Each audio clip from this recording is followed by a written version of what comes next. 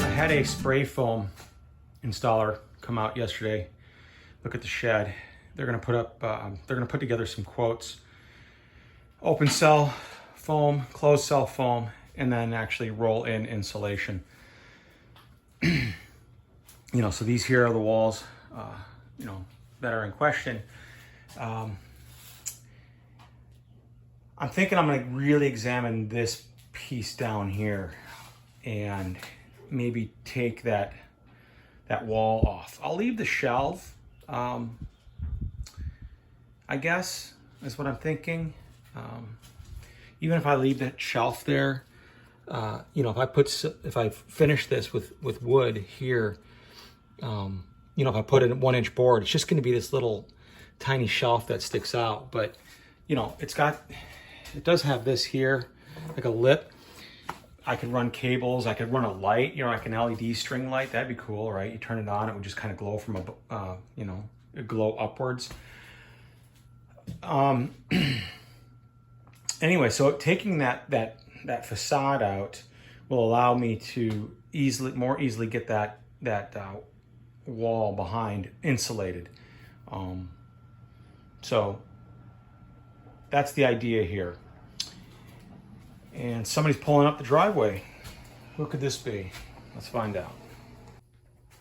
Well, the visitor was the other spray foam insulation vendor. He's took some pictures. We talked a little bit. He's going to go back to the office, put together a quote, and get back to me. All right. And then one last thing I've noticed.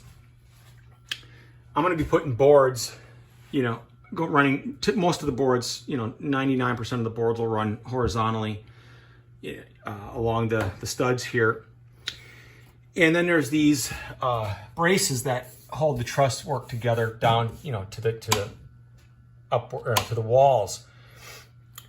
And these here have been pounded in. These here still stick out. So I got to go by and I got to pound all those in, because if I'm going to put a board in across this way, I want the board to be as flat as possible. So this is pretty good. I can live with that little bit of variance. There's, maybe a 16th of an inch or an 1/8 of an inch right there. Probably 1/8 of an inch. That's not bad. But this is like, 5/8 or something. So that's got to get pounded in. So I'm going to pound those in wherever that is needed. Then I should be good to go.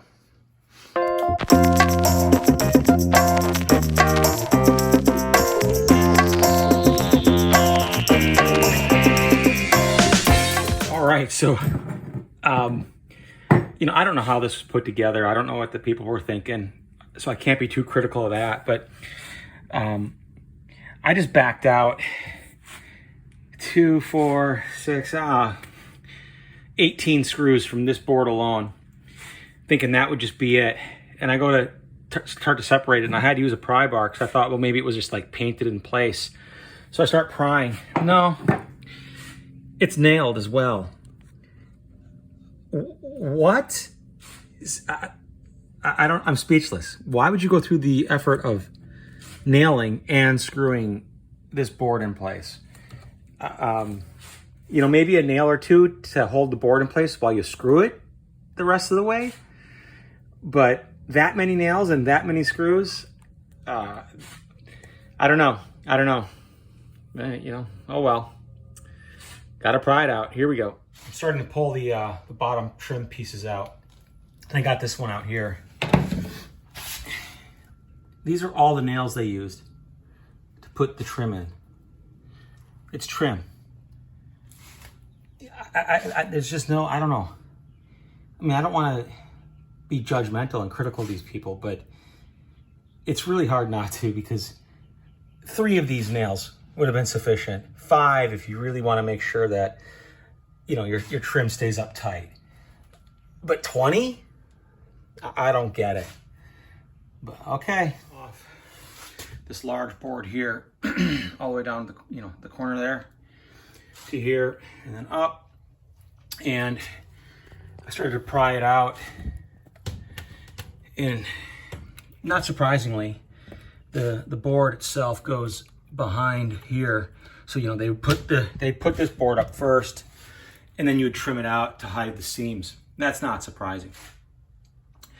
I don't want to just yank the board out for fear of starting to damage the little shelf that's here. Like I said, I'd like to keep this shelf. So I need to, you know, carefully take that panel off. So what I'm gonna do is I'm actually gonna cut it, and I've got my circular saw, right? Now, if you've never used a circular saw, or even if you have, it's not that it's difficult, but there's like one thing that you kind of need to keep in mind, and that is the amount of blade that shows up below this metal plate here.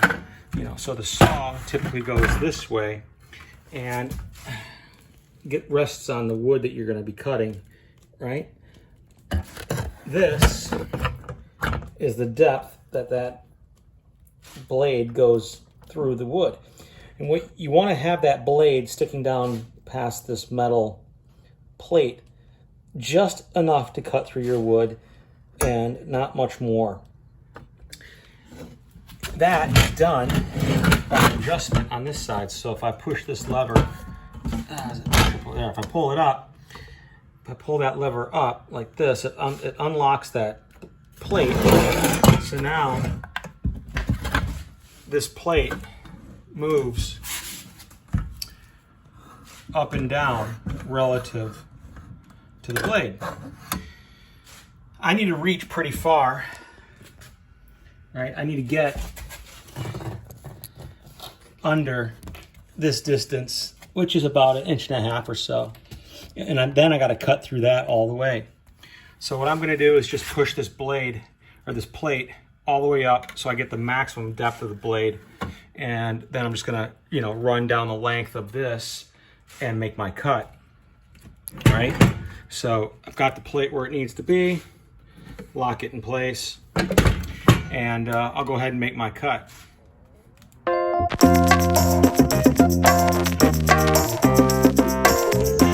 So I made the cut, went all the way down. It went really well, I thought.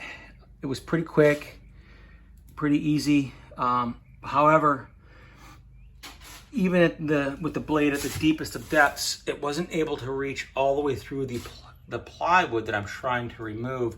And I got this section, and some of the plies are still, you know, attached behind, and so I'm starting to separate the plywood, the layers of the plywood. You know, the stuff that's not attached is coming up. The stuff that is attached is staying attached.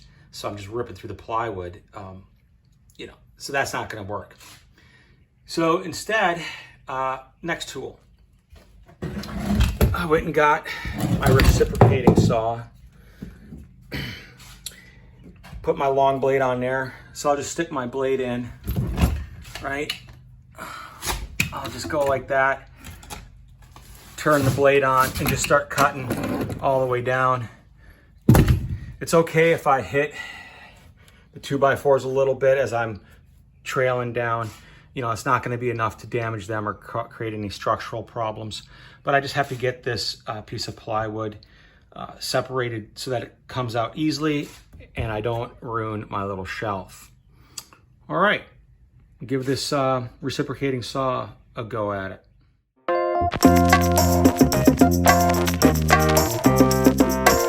That worked quite well.